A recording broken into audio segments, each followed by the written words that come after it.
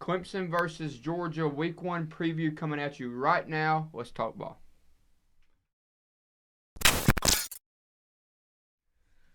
I don't know about y'all boys, but Week 1 cannot get here soon Oh my enough. goodness. I'm I pumped. wish it was here right now. I don't know that I've ever been as hyped for a week. And the game that I'm talking about, Florida Atlantic. I'm just kidding. No, Clemson, Georgia. Could you imagine? Clemson, Georgia, Week 1. Let's break it down, boys. Let's break it down. Let's First let's off, go wow. through positions. Playoff implications in Week 1? Could be. Week one. Week 1. Week Could one? be. Week. Could be already. Week. 100% will be. Let me just start off by first saying that it's a big game, no doubt about it. But both teams are okay if they lose. I'm just throwing. No, that I out. agree. Absolutely. Just throwing that out. Win out 100%. and you're in. Win out and you're in. I agree. Is there pressure added? Yes. Bragging rights, recruiting, huge in this game. So let's break it down, boys. Let's break it. Quarterback position. Go ahead. So, Tell us about your quarterback, David. JT Daniels transferred from Cali. Played at Southern California, tore the ACL. And meniscus. Came into Georgia last season. A lot of frustration as to why. We're down or we're up 14-7 at Florida. Stetson Bennett goes down, and you throw in Juwan Mathis instead of JT. You have to be questionable here. JT said he was cleared, he was healthy, or he was ready. He says he started the next week, but nonetheless, that doesn't matter. From a fan perspective, I'm gonna do my best in this video to keep from being biased. Fan perspective, Week 1, I'm giving Georgia the edge at quarterback. Simply because of the experience level. Is DJ got the higher ceiling? Yes. But JT has a pretty high ceiling and a much higher floor. Right. Well, DJ, you got a young guy. Yes, he started. It benefits him a big deal that he's starting against Notre Dame. Yeah, definitely. But you never know what he's going to do. I can promise you that Georgia defense is going to show him some things he hasn't seen. 100%. And they're gonna make it tough, especially if you're not able to run the ball. We'll get to that. And I've got a little bit of notes jotted down. That's exactly what I put.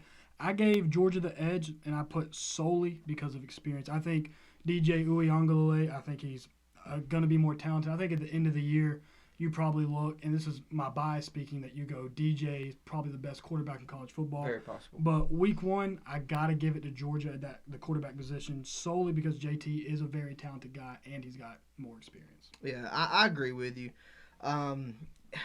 DJ really doesn't have a lot of stats. He only started those couple games. But I agree with what you said, David. Great stats, though. Great games. stats. The dude's different. He's and different. starting at Notre Dame is huge confidence. Oh, that's big time. But it's his team now. At that time, it was still Trevor's team. Right. But it's his team now. But I agree.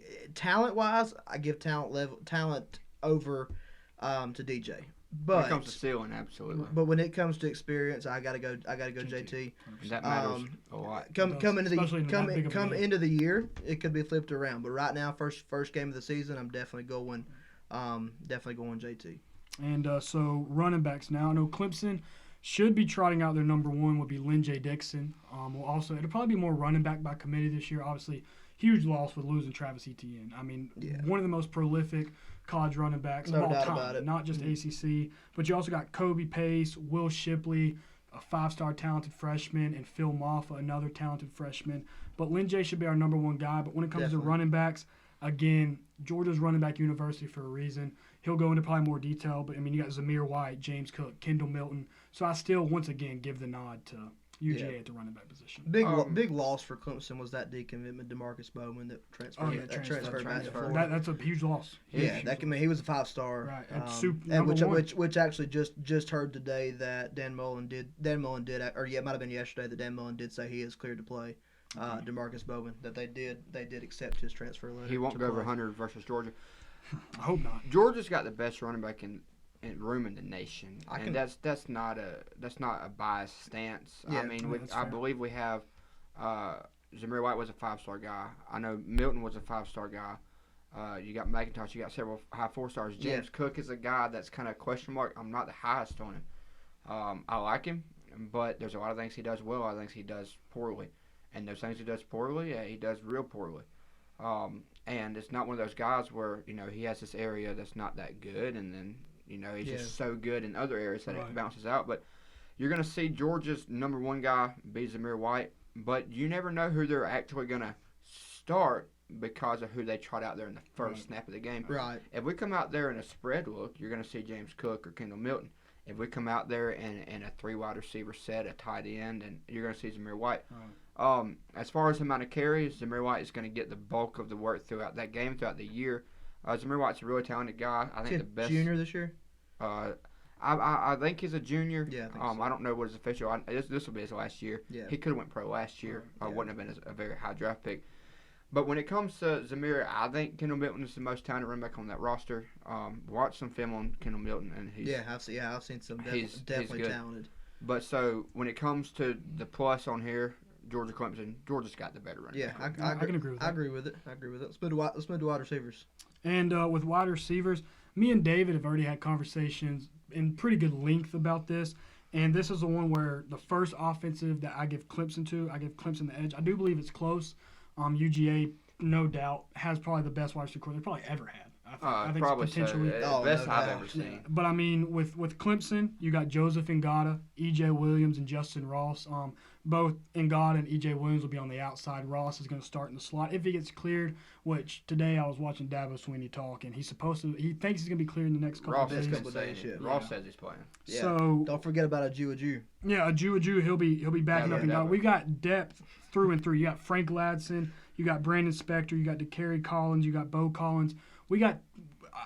We're known as wide receiver U if Alabama hasn't surpassed us yet, which they probably haven't. At this Yeah. point. No doubt. I mean, After Devontae. Yeah, I mean, Yeah, they probably have. I'm more than willing to concede that, but this is arguably the deepest and I can agree with talented from top to bottom wide receiver core that especially Clemson's ever if had. Justin Ross. Yeah. If Justin Ross is Justin Ross is going to be hit and go. He hasn't played football in over a Taki year. Smith is locking him down week 1. Justin Ross hasn't played football No, in over absolutely. a year, and I don't care who you are. It's way different in practice running against your defense when they're not allowed to touch you. Well, put it this way. And that first time that he gets hit, Right. They've not put on pads yet, and Justin Ross may not get hit before the. That's what I'm saying, yeah. If I'm Clemson, you're not hitting him. yeah, Right, that's what I'm no. saying. And that first hit, Well, I imagine it- once he gets cleared and then fall camp. they'll That's be- like JT they're still not came going to in. hit him as hard as No, Georgia's 100%. defense is. JT came in against State, and I mean that first sack, it kind of woke him up.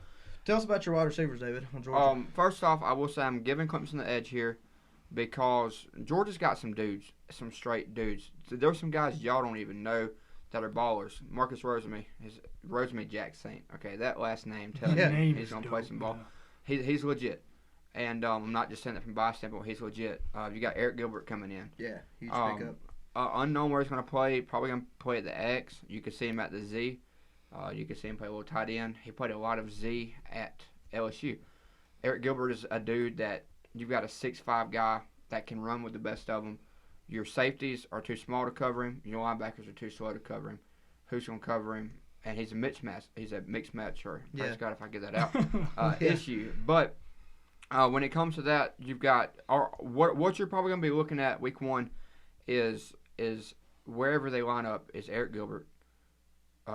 Marcus Roseman is going to get a lot of playing time. You're going to see Aaron Smith in there at some point, but you're going to see Kyrus Jackson in the slot. What's Arian Smith's 40? I believe It's like a 4.3. I believe 4.4, laser something time crazy. is a 4.29. All I know is Arian Smith was one of the recruits because it was pretty much a Clemson-Georgia battle there at the end. It was. Yeah. I was hoping Yeah, Clemson would yeah. get One it. thing sure. helped us with here was our track team. But here's the big thing, and I believe without Pickens, our best wide receiver on the roster, Jermaine Burton. You're going to see him probably out of the Y against Clemson and at Georgia. And Jermaine's going to be a straight dude, Jermaine Burton. And I think that he is going to be our first 1K receiver. And I don't know that we've ever had a 1K receiver. If we had, it was probably either Hines Ward or A.J. Green. Yeah, I didn't for realize sure. Hines Ward went to Georgia. Yes. I didn't realize that. Let's move to the tight end position. Tight ends. Well, with Clemson, you got a very talented tight end group as a whole. Probably the best we've been since Jordan Leggett. Yeah, Not- Clemson's never been big in tight I'm not ends. worried Hey, about a we dude got Dwayne named Allen. Braden. Though. Dwayne Allen was a beast. Dwayne Allen was a big. He went to the league, played for the Yeah, Colts. played for the Patriots too. Mm-hmm. Braden.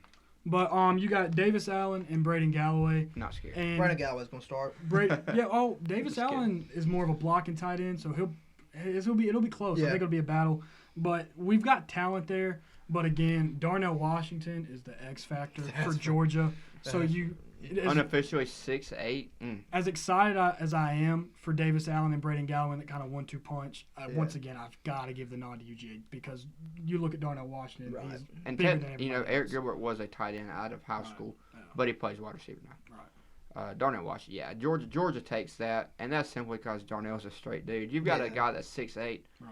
Comes to red zone, I dare you to stop him. Right, exactly. And if you're Georgia and you can't score once you get in the red zone, you got issues. Right. You got 6'5" Eric Gilbert.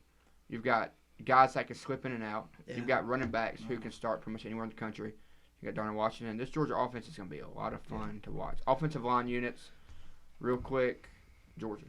Yeah, I mean, with Clemson, we're literally replacing all 5 of our guys. Yeah, all 5 That's of our dangerous. starters. It's going to be our struggle. And that's probably, we have a lot of question marks, Clemson does, especially on the offensive side of the ball, just because we're so young. We've got talent there, but we lack experience, Right, and for that's where we lack experience the most is the sure. offensive line. All right, let's move to defense. D-line. Start with the D-line. This is another one where I finally, once again, I feel like there's been a bunch of giving to UGA, giving to UGA. But this is one, I go back to Clemson. Yeah, I do too. I think we arguably, KJ Henry's our weakest guy on the starting on our D-line. And I think we arguably have as good of a D-line, talent-wise, as we did with Christian Wilkins, Dexter Lawrence. That's big with the power range. That's going to be tough to beat. Yeah, but I agree. I mean, you got believe, first-rounders. I believe we potentially got 2 top 10 picks, potentially in Miles Murphy and Brian Breesy. Yeah. And starting into this year, I'd say Tyler Davis is probably our best D lineman starting. He balled out last year. He's an absolute stud. He looked great as a freshman. So, and I mean, we got depth. We got Xavier Thomas. He's been a bit of a bust, but he said in his interview the other day, he said this. I mean, he said he's coming out this year. He said, and all Coming out the of the closet. Yeah, probably. But that might be what he's referring to. But I mean, we've got depth there. It's not only Xavier Thomas. You got Justin Maskell. You got Justin Foster. We've got an insane amount of depth. DeMonte Capehart. Our defensive line position, as it has been in years past, is absolutely loaded and is extremely talented. So I give the nod on defensive line to Clemson. No, absolutely. Clemson takes the D-line, but there's a gap between Clemson's D-line and Georgia's D-line, but there's not a major gap. I agree. You're probably looking at one of the best Georgia D-lines we've had in a long time, and probably since and you know, everyone says since that 2017 team, but a lot of people don't realize the 2017 D-line wasn't that good. Right. We lost against Bama because we couldn't rush the quarterback. Right. Yeah. It's going to be interesting to see. And, you know, but the thing is here, Georgia's defensive play calling schematically is different than Clemson's. Completely. Run a 3-4. So you're really, a lot of the times you're looking at 2 tackles and an end and then an outside linebacker on the other end. And that opens up the door. Sometimes you see that outside linebacker dropping the coverage, inside linebacker blitz. You could see a guy like Adam Anderson. Adam Anderson's going to break out this year. And so I'm going to take Anderson from the linebacker position and fit him in with the D-line here and call him an edge rusher. That's what he's going to where he's going to make his money in the years to come in the league. I'm giving Clemson a nod as far as matchup to Georgia. Georgia's got one of the best D-lines in the SEC. Speaking of linebackers, let's move to linebackers real quick. As we're coming close to an end, but let's move to linebackers. Tell us a little bit about the linebackers. The Clemson linebackers, I believe we have a good 3-headed monster. Obviously, James Skalski is going to be out the first half, and that's a huge loss. That's big. We saw how big that was against LSU. Thanks, Justin Fields. Yeah, when he got ejected, we saw how big it was. Justin Fields has ever done anything, I appreciate it. And we saw how big it was against Ohio State. But with James Skalski in there, you got Skalski, who's I think a 6-year senior at this point. Yeah, legitimately, I think he really is. Why is my dude still there? And then Balin Spector, I think he's a 5th-year or 6-year senior. And they're not, both of them are not Sunday guys, but they're really good Saturday guys. And then you got the super talented, was the number 1 outside linebacker coming out of high school, Trenton Simpson, 5-star. Yep. So we've got the super talented guy and the super reliable guys. And I believe we're really strong there when Skalski's in. But I know, obviously, y'all run a 3-4. Y'all got 4 linebackers, sort of a hybrid there a little bit. Right. But y'all are probably a lot deeper talented-wise, so that's why I give y'all a slight – I do believe it's close, but I do give UGA the edge at the linebacker because of depth. Well, Georgia is RBU, but a lot of people don't think about it. We're LBU. Yeah. And if we can recruit a position, it's linebacker university. I remember in high school, my senior year, instead of doing work, I sat there on the school iPad, and I watched Nakobe Dean pick up that Georgia hat. Nakobe Dean is our quarterback on defense. And you're going to see him sideline against Clemson. Run at him or pass at him. He's great. He's going to be – he's one of those guys that his intelligence wins him reps. Yeah. And he's got the physicality there too. But then you've got guys like beside him and Quay Walker, another 5-star. Your outside linebackers, I grouped Adam Anderson in there with the defensive end, but he's not a defensive end. He's an outside linebacker who can cover, and he's a 5-star. Nolan Smith, a 5-star. Yeah. And we've got Xavier Sora. He's a freshman. He's a 5-star. I mean, in terms of recruiting rankings in general, when it comes to 5-star linebackers, Georgia's got them. Right. And so when it comes to linebacker group, I'm giving Georgia the nod here. Skowski comes in. That could change. Yeah. You're going to ask, basically, Quay Walker to come in and start and play great, but Nakobe Dean is ready, and Nakobe Dean took a lot of inside linebacker reps from Monty Rice was our play caller last year, our quarterback of the defense. Nakobe Dean was right there beside him. All right, let's move to cornerbacks. And then with defensive backs, I'm just going to do defensive backs as a whole. In general, yeah, that's good. And it's our secondary obviously got absolutely annihilated by Ohio State in the playoff game last year. So that's a bit worrisome as a Clemson fan. We lose Darion Kendrick to Georgia, transfer guy. But, I mean, we got Andrew Booth, uber talented guy who should be starting, should be our number one corner. I'm assuming on the other side is going to be Mario Goodrich, who's an experienced guy. He's not crazy talented. He doesn't have a ton of experience, but he's a veteran guy. He's a solid player. And then at safeties, where my biggest concern is, we got Nolan Turner, who's, again, he's not a Sunday guy, but he's a reliable Saturday guy. He seems to make a big play when we need it. He is. But my biggest fear is Landon Zanders. I haven't seen any. He plays scared to me. Yeah, if he doesn't improve, Landon Zanders is poo-poo. He's yeah, bad. I mean, he could be our X factor. Yeah, I mean, watching him last year, he seemed to never make a play. Sense. Yeah, in a he seemed to always be around the ball, which is what you want as a safety. Play him in NCAA 14, and he's a baller. Yeah, but that's for sure. He would never make a play. He seemed to miss more tackles, miss more coverages. It seemed the only time he ever made a play was if he was called on a design blitz and nobody picked him up and he had a straight rush to the quarterback. So there, I think Edge is definitely going to Georgia. Yeah, which I think there's some question marks as well in Georgia. Tell us a little bit about y'all's defense. But I give UGA. So when it comes to Georgia's secondary, I understand Kendrick had a rough year last year. His mind wasn't there. It's true. Go watch some film on Kendrick, and he's going to make money on Sunday. Oh yeah, covering wide receivers. And when it comes, Georgia's going to ask him. If you watch film on him, and I've watched a good chunk of film on him against Notre Dame basically ran the ball at him. Right. Yeah. And pretty much dared him to unzip his feet and tackle, and he can't, or he couldn't. Yeah. You're gonna play corner at Georgia. You're gonna have to blitz, and you have to tackle. Yeah. It's just the bottom line. And obviously he has the talent too. He's won that starting position. Right. Oh yeah. Well, when he came to Georgia, Coach Smart called him, said, "Look, if your charges get dropped, you're our cornerback one." Yeah. The other slot is decided between Keely Ringo, 5-star. That dude's ridiculous athlete. Jalen Kimber, very high 4-star. He's balling out. Amir Speed, a guy that's been there like 4 years. So basically, Georgia's got the choice. Do you throw in the most talented guy who's not got the experience, or do you start the most experienced guy? Right.